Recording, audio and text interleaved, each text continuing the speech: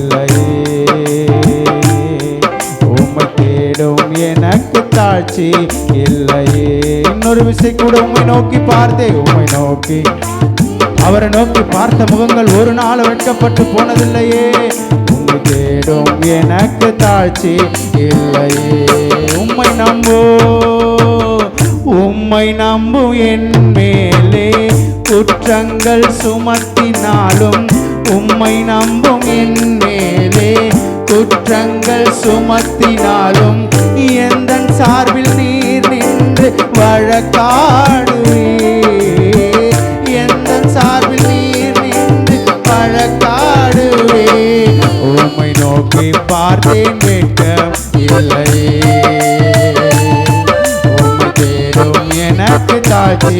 சபையை சேர்ந்து இந்த வரியை சொல்லுங்க. உம்மை நோக்கி பார்த்தேன், உம்மை நோக்கி பார்த்தேன் வெட்கம் இல்லையே.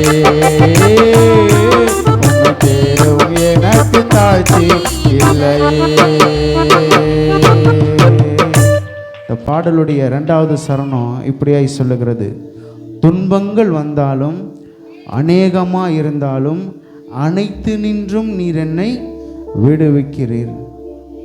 எவ்வளோ அழகான வரிகளில் எத்தனை வகையான துன்பங்கள் நம்மை வகை தேடி வந்து சூழ்ந்து கொண்டாலும் அதிலிருந்து எல்லாத்துலேயும் இருந்து நம்மளை விடுவித்து அவர் மார்போடு கூட அணைத்து கொள்கிறார்ல.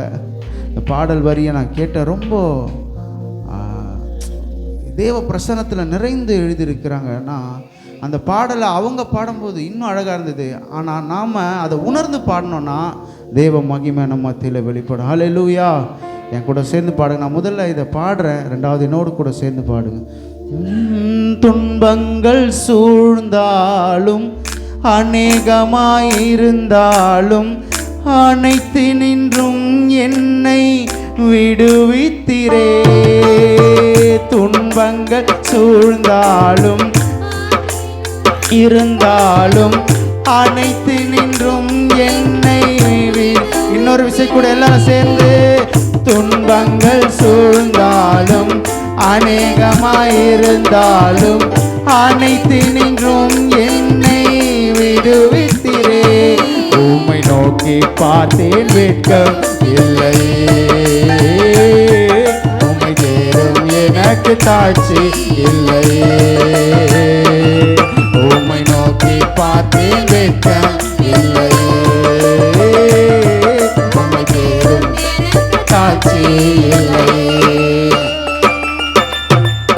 உம்மை நம்பும் என் மேலே குற்றங்கள் சுமத்தினாலும், உம்மை நம்பும் என் மேலே குற்றங்கள் சுமத்தினாலும், எந்தன் சார்பில் நீர் நின்று வழக்காடுவே. எந்தன் சார்பில் நீர் நின்று வழக்கா. சேர்ந்து சொல்லுங்க. உம்மை நம்போ, உம்மை நம்பும் என் மேலே குற்றங்கள் சுமத்தினாலும், உம்மை நம்பும் என் மேலே குற்றங்கள் சுமத்தினாலும், எந்தன் சார்பில் நீர் நின்று வழக்கா